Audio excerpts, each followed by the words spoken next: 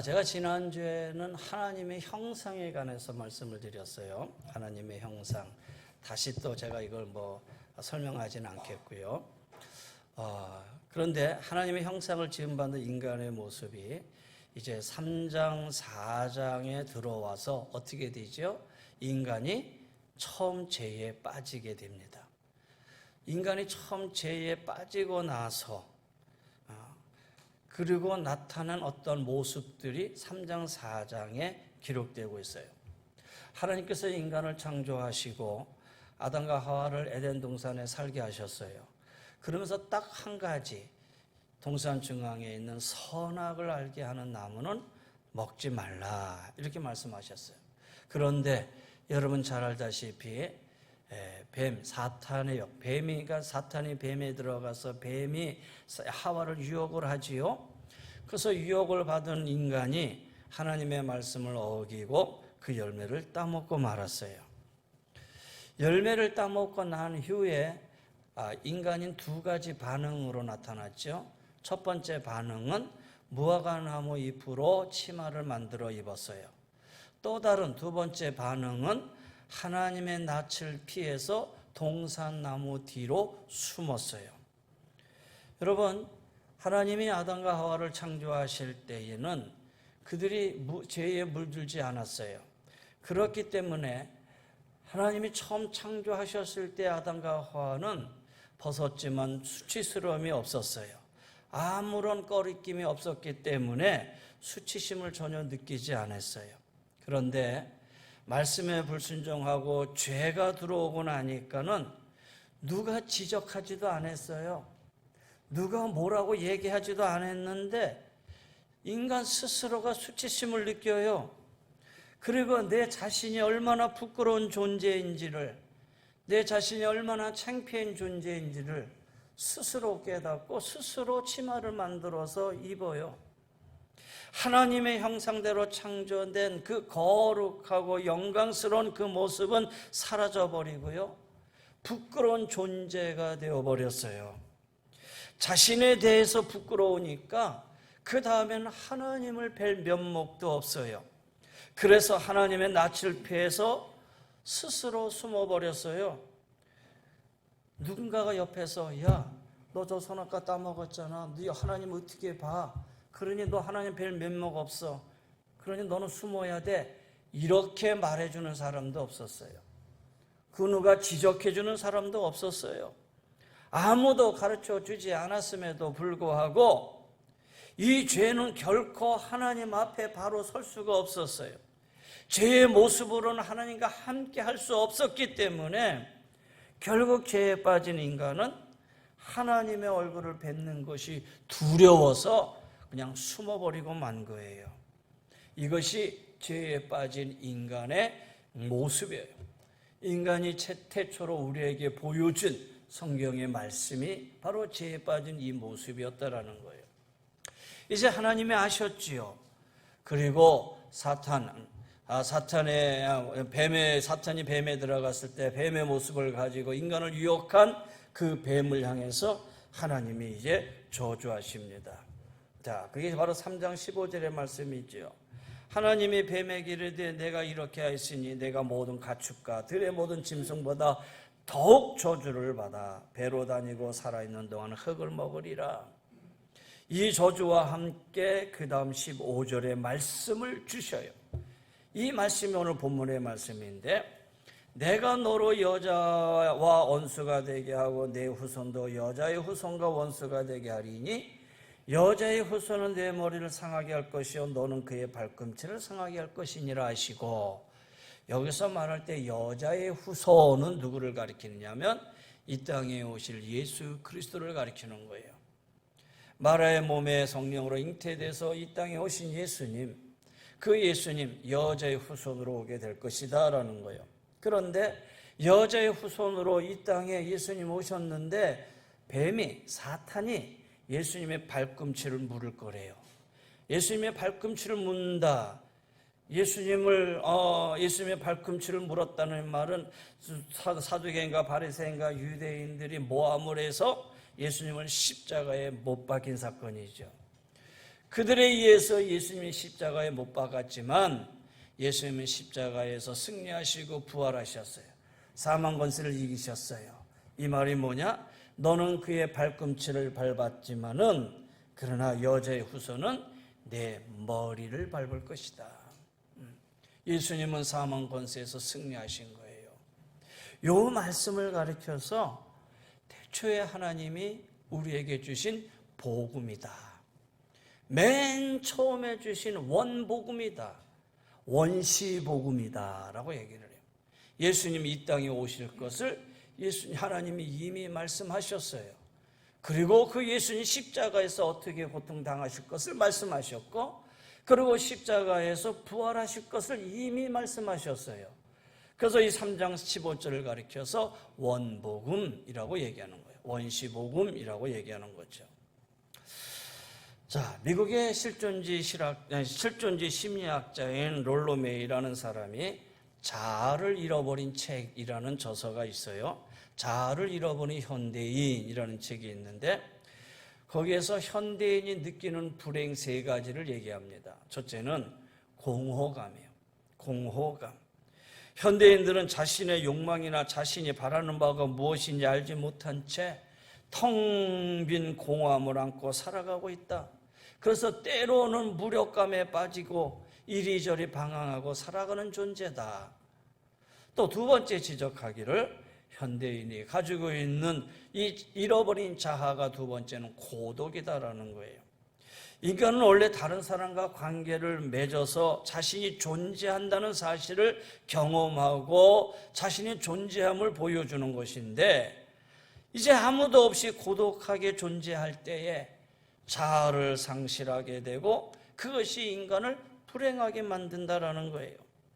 공허함으로 가득한 인간들이 서로를 기대어서 서로를 의지하고 그 가운데 이 고독을 해결하려고 하지만은 결코 이 고독감이 해결될 수 없다라고 얘기를 해요.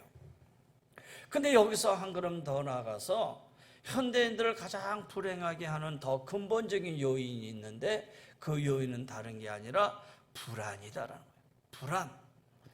이 불안은 자아로서의 내가, 자아로서의 우리가 이 존재가 위협받는다고 느낄 때 오는 현상, 이게 불안이잖아요. 자아로서의 내가 어느 누가 무엇으로부터 위협을 받는다고 느낄 때에 왠지 내 안에 이 불안이 언습해 오는 거예요. 근데 이 불안이 가장 근본적이고 중요한 요인인 이유는 공허감이나 고독감이 이 불안이라고 불리는 특이한 심리적 고통이나 곤경과 결부될 때에 한해서 이게 문제가 된다는 거예요. 그래서 결국 마지막 3번째 이 불안이 극복되면은 공허감이나 고독감도 이겨낼 수 있다라는 거예요. 이 불안감 안에 고독이 있고 이 안에 공허함이 있다라는 거예요. 불안을 이기면 이 모든 것을 이겨낼 수가 있다라는 거예요. 근데 여러분, 이것을 이겨내야 되는데 그러면 인간 스스로 이 불안함을 이겨낼 수가 있느냐? 성경은 단호하게 얘기합니다. 없다라는 거예요. 그럼 왜 인간 스스로가 이 불안을 이겨내지 못하느냐? 그것은 우리 안에 들어오는 이 죄로 인한 때문이다라는 거예요. 인간의 이 죄 때문으로 인해서 인간은 늘 불안한 가운데 살아요. 죄가 인간 안에 들어온 이후로 인간은 늘 불안감 속에, 그 불안감 안에서 고독감과 공허함을 느끼며 살아가는 그런 존재가 되고 말았다라는 거예요. 그래서 자아를 상실한 인간이 고독에 빠지고 그것이 불안과 결합될 때에 인간은 불행한 존재가 되고 마는 것이죠. 아담과 하와가 죄에 빠짐으로 인해서 하나님의 형상으로 지음받은 그 고귀함, 그 거룩함, 그것을 잃어버렸어요. 그리고 치마를 만들어 입고 하나님의 낯을 피해서 동산나무 뒤에 가서 숨었고 자신 스스로가 고독의 자리에 가서 앉아버린 거예요. 하나님의 낯을 피해서 나무 뒤에 숨었다. 자기 스스로가 찾아간 고독의 자리였다라는 거예요. 그리고 그 자리에서 불안하기 짝이 없어. 왜냐? 죄에 빠진 자신의 모습으로는 하나님 앞에 설 수 없다는 것을 알기에 불안이 엄습한 거예요. 내 자신이, 죄에 빠진 자신의 모습이 부끄러움이 드러날까 봐 늘 노심초사하면서 그 부끄러움을 감추려고 살기 시작했다라는 거예요. 그러면 3장 4장을 통해서 나타난 아담과 하와의 모습만 그러느냐? 그 다음에 이제 4장에 넘어가서 보면은 가인의 이야기가 나오잖아요. 하나님께서 제사를 드리다가 거절당한 가인과 아벨이 하나님께 제사를 드리는데 가인의 제물을 받지 아니하시고 아벨의 제물을 받으시잖아요. 그러니 가인이 자기 동생 아벨을 돌로 쳐서 죽였어요. 하나님께서 죄에 넘어가지 말라고 경고해 주셨음에도 불구하고 결국 죄에 빠져 가인은 인류 최초의 살인자가 되고 만 거예요. 그런데 죄를 지은 이 가인이 오히려 하나님 앞에 이렇게 호소를 하지요. 창세기 4장 14절에요. 주께서 오늘 이 지면에서 나를 쫓아내셨사온즉 내가 주의 낯을 피하지 배웁지 못하리오니 내가 땅에서 피하여 유리하는 자가 될지라 무릇 나를 만나는 자마다 나를 죽이겠나이다. 지금 내가 여기서 쫓겨나서 나가는데 혹시 나를 만나는 자가 야, 저 자는 자기 동생 아벨을 죽이는 자야 라고 지적을 하면서 나를 죽이려 할 텐데 내가 어떻게 해야 됩니까? 그의 마음속에는 그 누군가가 자기를 죽일 줄 모른다라 하는 그 두려움이 가인의 마음속에 가득 찼어요. 동생을 죽이고도 감쪽같이 숨겼어요. 자신의 죄가 드러나지 않을 줄 알았어요. 그런데 자신의 죄는 숨길 수 없었고 누군가가 자신을 죽일 것이라고 하는 두려움과 불안이 이 가인의 마음을 엄습한 거예요. 여러분, 이것이 태초에 죄에 빠진 인간의 실상의 모습이고 이 실상의 모습이 오늘 우리의 삶 속과 그대로 이어지고 있는 거예요. 인간은 늘 두렵고 불안해요. 무화과 나무로 치마를 만들어 입어도 나무 뒤에 숨어도 자신의 죄를 감췄다고 생각되어도 두렵고 불안한 거예요. 왜냐? 죄가 그를 늘 붙들고 있기 때문에. 죄가 늘 우리 가운데 나를 붙들고 있기 때문이에요. 그래서 죄는 우리의 모든 정상 관계를 다 파괴해버려요. 그래서 불안하게 만들어요. 범죄한 아담과 하와가 여호와의 낯을 피하여 동산나무 사이에 숨었다. 이 말은 뭐예요? 하나님과의 관계가 깨어진 거예요. 죄로 인해서 제일 먼저 하나님과의 관계가 깨어졌어요. 여러분 3장 8절에 보세요. 그들이 그날 바람이 불 때 동산에 거니시는 여호와 하나님의 소리를 듣고 여호와 하나님이 어디를 거닐었다고요? 동산에 거닐었다 그랬어요. 동산을 거니시는 하나님, 이 말씀에서 우리가 알듯이 하나님은 당신의 형상대로 창조한 아담과 하와와 함께 어디를 거닐기를 원하셔요? 동산을 거닐기를 원하셔요. 내가 너와 함께 이 동산을 거닐기를 원한다. 에덴 동산에 산책하는 것을 즐거워하셨어요. 그런데 아담과 하와가 죄에 빠지고 난 후에 하나님께서 산책하자 하실까 봐 무섭고 두려워서 지금 숨어버렸잖아요. 왜? 죄로 인해서 하나님과의 관계가 깨졌기 때문에요. 자신을 만드신 사랑의 하나님이 이제는 두려운 하나님이 되어버리고 만 거예요. 그럼 하나님과의 관계만 깨어졌느냐? 그게 아니죠. 사람과 사람 사이의 관계도 깨어졌어요. 하나님이 아담이 잠들고 있는 동안 아담의 갈비뼈를 뽑아 하와를 만듭니다. 그리고 그 하와를 아담에게 데리고 왔어요. 그러니 아담이 잠에서 깨어 하와를 보는 순간에 요즘 말로 한마디로 뿅 간 거예요. 그러면서 뭐라고 얘기합니까?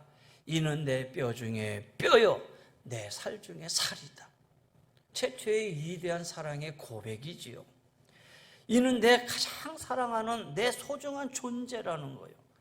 나와 결코 분리될 수 없는 나 자신이라는 거예요. 그렇지요. 너는 내 뼈 중에 뼈야, 살 중에 살이야. 자기 자신과 동일시하던 하와, 아담이 그렇게 고백을 했다라는 거예요. 그런데 이제 범죄한 이후에, 죄가 들어온 이후에 아담은 하와를 어떻게 불렀느냐? 3장 12절에 가서 보세요. 아담이 이르되 하나님이 주셔서 나와 함께 하신 여자 그가, 이렇게 얘기합니다. 여자 그가, 뼈 중에 뼈요 살 중에 살이라고 했던 그 여자가, 그 아담이 이제는 뭐라고 얘기해요?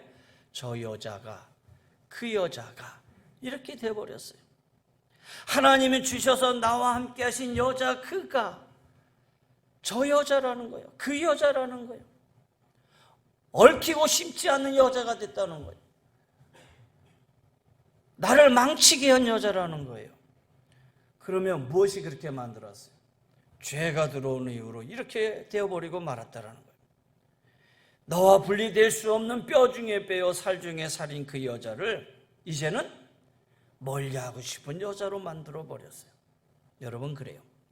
아무리 사랑하고 좋아하던 관계도요, 죄가 들어오는 순간 관계가 깨져버려요. 죄는 그 사랑의 관계를 깨워버리는 거예요. 죄가 들어오면 그 사이에 틈이 생기고 말아요. 그 틈은 점점 커져서 나중에는 결코 하나가 될 수 없는 커다란 장벽에 가로막힌 사이가 되고 마는 거예요. 그래서 인간관계에 고통이 생겨나고 서로에게 아픔을 주는 존재가 되고 말았다는 거예요. 잘 믿었던 사이, 잘 믿었던 이 관계가 깨어지면 그 깨어진 관계 때문에 얼마나 힘든지 몰라요. 그 관계가 영원히 갈 줄 알았는데 영원히 가지 못하고 깨어져서 인간관계 때문에 고통하는 자들이 얼마나 많이 있는지 모른다라는 거예요. 이처럼 죄가 하나님과의 관계가 깨어져, 사람과의 관계가 허물어질 뿐 아니라 이제는 자기 자신과의 관계 속에서도 망쳐버리고 말았어요. 범죄한 이후에 무화과 나무로 치마를 만들어 입었다? 이 말은 뭐예요? 내 자신 스스로가 부끄럽다라는 거예요. 내가 나를 보기에 너무 부끄러워. 내가 나를 보기에 너무 싫은 거예요. 많은 사람들이 자존감의 상처를 입고 자기 자신의 모습에 실망하는 이유가 바로 우리 안에 죄가 들어왔기 때문이에요. 죄는 우리의 자신의 진실된 모습을 보지 못하게 만들어요. 그래서 나와 나의 자아 사이에 벽을 만들어서 나를 나로 보지 못하게 만들어요. 나와 나의 자아 사이에 죄가 늘 나를 이렇게 불안하게 만들고 나를 제대로 보지 못한다라는 거예요. 그래서 옛날에 우리 많이 나오는 유행가도 있었잖아요. 내 속에 내가 너무도 많아. 왜 내 속에 내가 하나여야지 왜 내 속에 너무도 많은 이유가 왜 있어요? 내 속에 내가 너무도 많은 이유가 어디 있어요? 나와 자아 사이에 죄가 들어오면 해서 내가 아니야. 내가 나를 볼 때 늘 부끄러워. 못 만족해. 만족스러움이 없어. 여러분, 아무리 완벽한 여인이라도 자기 자신을 보면서 와, 완벽하다 이렇게 느끼는 여인 사람이 없어요. 그럼에도 뭐가 부족하고 뭐가 잘못되고, 우리 안에 죄가 들어옴으로 인해서 내 자신이 싫어지고 내 자신이 마음에 안 들게 되는 자기 자신과의 관계도 깨어지고 말았다라는 거예요. 이렇듯 하나님과의 관계, 인간과 인간의 관계, 나와의 관계뿐만 아니라 죄가 또 하나 깨트렸어요. 그건 뭐냐? 하나님이 창조하신 이 세계, 이 창조 세계와의 관계 속에서도 범죄한 이후에 이 관계가 깨어졌어요. 하나님 말씀하시죠. 오늘 창세기 3장 17절에 땅은 너로 말미암아 저주를 받고 너는 평생에 수고하여 그 소산을 먹으리라. 인간의 죄로 인해서 이 땅이 저주를 받고 그 땅은 우리 인간에게 우호적인 관계를 보여주지 않아요. 이 땅은 늘 가시가 나고 엉겅퀴가 나고 우리로 하여금 이 땅을 향해서 수고하는 존재로 만들어 버렸다라는 거예요. 오늘날도 그런 현상은 너무도 많이 나타나지요. 인간의 탐욕과 죄 때문에 이상기후가 나타나서 어떤 곳에서는 가뭄이고 어떤 곳에는 흉년이고 어떤 곳에서는 홍수고 이런 고통들이 일어나고 있잖아요. 근래에 일어났던 하와이의 산불, 역시 우리 인간이 자연을 파괴하는 결과 자연이 우리에게 준 복수라고도 얘기하잖아요. 뉴질랜드는 지금도 한복판이 계속 타고 있어서 인간이 과연 접근할 수도 없다 그래요. 이제는 인간 스스로가 포기한 상태가 되고 말았잖아요. 우리가 3년 내내 겪어야 할 코로나19도 이 자연을 파괴한 우리 인간의 죄가 만들어내는 결과다라고 얘기하잖아요. 여러분, 죄가 우리 안에 들어오면서 우리는 너무나도 많은 것들이 파괴됐어요. 우리 인간이 관계에 맺고 살아야 한 모든 관계가 다 뒤틀어지고 말았다는 거예요. 뒤틀어진 것뿐만 아니라 깨지고 말았어요. 그로 인해서 우리는 더 고통스럽게 살아야 되고 매일매일의 삶을 불안과 두려움 속에서 견뎌야만 됐다라는 거예요. 그런데 감사하게도 하나님께서는 우리 인간이 그런 고통 가운데 불안과 두려움 가운데 영원히 살도록 방치하지 않으셨다라는 거예요. 하나님께서 하나님의 독생자 예수 그리스도를 우리에게 보내주신 그 이유가 바로 죄로 인해 고통 가운데 살고 있는 우리를 구원하시고 해방시키기 위해서 오셨다라는 거예요. 죄로 인해서 하나님과의 관계가 끊어진 그때에도 하나님은 그 관계를 회복하기 위해서 오늘 우리에게 복음을 주셨어요. 여자의 후손은 네가 발꿈치를 밟을지라도 예수 그리스도는 너의 머리를 밟을 것이다. 예수 그리스도 이 땅에 오셔서 사망 권세 깨트리시고 그 안에서 승리하심을 우리에게 이미 말씀해 주셨다라는 거예요. 이 말은 곧 하나님과의 관계가 회복되어지고 인간과 인간의 관계가 회복되어지고 내 자신과의 관계가 회복되어지고 이 모든 자연과의 관계 속에서 인간이 회복되어짐을 말하고 있는 거예요. 그래서 에베소서의 바울은 그렇게 얘기합니다. 이제 신약의 에베소로 넘어가면은 오늘 에베소 2장에 보면은 11절과 12절에 그때에라는 말이 계속 반복돼서 나옵니다. 그때라는 말은 예수님께서 십자가로 우리를 회복시켜 주시기 이전을 말하는 거예요. 하나님과 관계없이 상관없이 살던 자들이었어요. 소망도 없고 약속도 없고 하나님도 없는 자들이었어요. 그런데 예수님이 십자가에서 우리를 위해 피 흘려 죽으심으로 인해서 깨어지고 뒤틀어진 관계가 회복되어짐을 선언하고 있어요. 그것이 오늘 읽은 본문 에베소서 2장 13절의 말씀이에요. 이제는 전에 멀리 있던 너희가, 그렇지요, 하나님과의 관계도 멀리 있었어요. 이웃과의 관계도 멀리 있었어요. 내 자신 관계도 내가 난지 모르게 멀리 떨어져 있었어요. 이제는 멀리 있던 너희가 그리스도 예수 안에서 그리스도의 피로 가까워졌느니라. 할렐루야. 예수 그리스도의 피가 이 깨어진 관계를 하나씩 회복시켜 주신 거예요. 가장 먼저 하나님과의 관계가 회복되었어요. 그래서 십자가를 통해서 우리는 하나님 앞에 담대히 나아갈 수 있는 하나님의 자녀가 된 거예요. 이 자리에 나와서 예배하게 된 것도 그리스도의 보혈의 피를 믿는 믿음의 자녀가 되었기 때문에 이 자리에 나올 수 있는 것이죠. 하나님의 관계의 회복입니다. 사람들과의 관계가 화목하게 하셨어요. 전에는 이방인과 유대인, 할례자와 무할례자로 나누었는데 이제는 둘이 한 몸처럼 화목하게 되었다라는 거예요. 이방인과 유대인과의 관계만 회복된 게 아니에요. 십자가 아래서 모든 사람이 하나가 된 거예요. 남녀노소, 빈부와 귀천 모두 다 사라졌어요. 모두 하나님 앞에서 동일한 시민이요 동일한 하나님의 자녀가 된 거예요.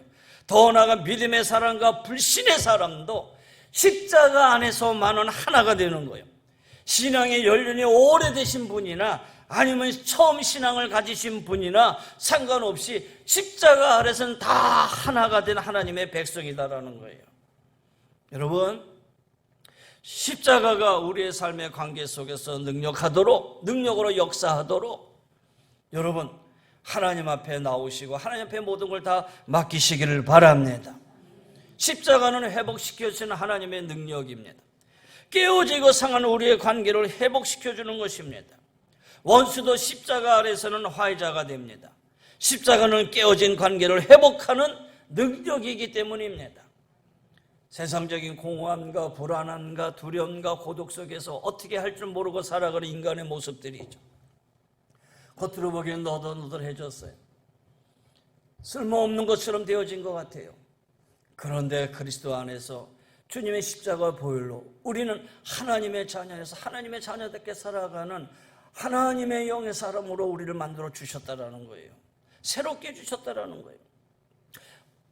밖에 보면은 막 휴지 같은 거 갖다 놓잖아요.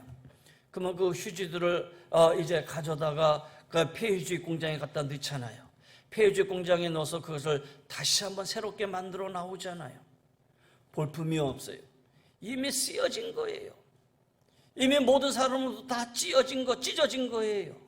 그런데 그 종이가 새롭게 새로운 편지지로 새로운 종이로 나오게 될 수 있다라는 것, 여러분 이게 무슨 의미입니까? 아무리 더럽고 추하다 하더라도 그리스도의 십자가의 보혈로 씻음 받으면 우리는 모두 정결한 그리스도의 신부가 되고 그리스도의 자녀가 되는 거예요. 그래서 우리는 십자가 앞에 담대히 나와야 되는 거예요. 십자가 아래서 우리를 위해 피 흘리신 예수 그리스도의 피로 깨끗함을 받아야 돼요. 그러면 우리의 더럽고 추한 죄가 용서되고 깨어지고 상한 심령과 관계들이 회복될 것이다 라는 거예요. 그래서 주님이 우리를 부르십니다. 오라 우리가 여호와께로 돌아가자. 여호와께서 우리를 찢으셨으나 도로 낫게 하실 것이요 우리를 치셨으나 싸매어 주실 것입니다. 할렐루야. 여러분 이제 무더운 여름도 지나갔습니다. 이제 9월의 시작입니다. 물론 한낮은 아직 뜨겁지만은 아침 저녁으로 서늘한 가을의 풍성한 열매를 기대하는 그런 가을이 시작이 됐어요. 여러분 다시 한번 이 가을을 시작하면서 우리의 심령을 다시 한번 회복되시고 우리의 심령을 다시 한번 조명해 보시기를 바랍니다. 우리의 마음을 다시 한번 영혼의 옷깃으로 한번 여며 보시기를 바랍니다. 왠지 모르게 풍만해지고 왠지 모르게 방만해졌던 우리의 신앙을 다시 한번 이렇게 옥죄시기를 바라요. 그리고 정말 내가 나아갈 자리가 어디 있는가를 다시 한번 생각해보는 이 시간이 되시기를 바랍니다. 여러분 하나님 품 안으로 나오시기를 바랍니다. 주님의 십자가 앞으로 다시 한 걸음 더 나오시기를 바랍니다. 하나님께서는 우리가 아무리 더럽고 추해도 거부하지 않으신 분이십니다. 주님은 십자가의 사랑으로 우리를 모두 품어주시고 십자가의 능력으로 깨지고 뒤틀어진 관계를 다시 회복시켜 주십니다. 십자가의 은혜로 우리의 아픔을 어루만져 주시고 치유하여 주시고 상처를 싸매어 낫게 해주십니다. 할렐루야. 그래서 십자가는 회복의 은혜요 십자가는 회복의 능력입니다. 여러분 이 9월에 십자가 은혜를 다시 한번 체험하시기를 바랍니다.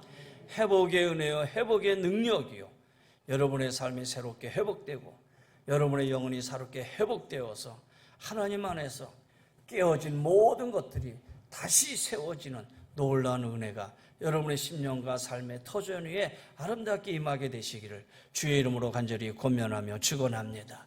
여러분이 회복되어질 때 하나님과의 관계, 나와의 관계, 이웃의 관계 아니라 더 나아가 이 세계의 모든 관계들이 하나가 되어서 이 민족과 더불어 전 세계가 주님 안에서 하나가 되어지는 놀라운 일도 있을 것입니다.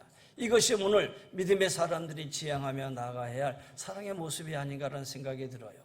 여러분 주님의 십자가 앞으로 다시 나오시고 하나님 앞에 다시 우리의 발걸음으로 돌릴 수 있는 귀한 믿음의 삶들이 되시기를 다시 한번 주의 이름으로 간절히 권면하며 축원합니다. 이제는 우리 주 예수 그리스도의 은혜와 하나님의 그 무한하신 사랑하심과 성령님의 감화감동 멸려인도 충만하여 주시며 십자가는 회복의 은혜요 십자가는 회복의 능력입니다.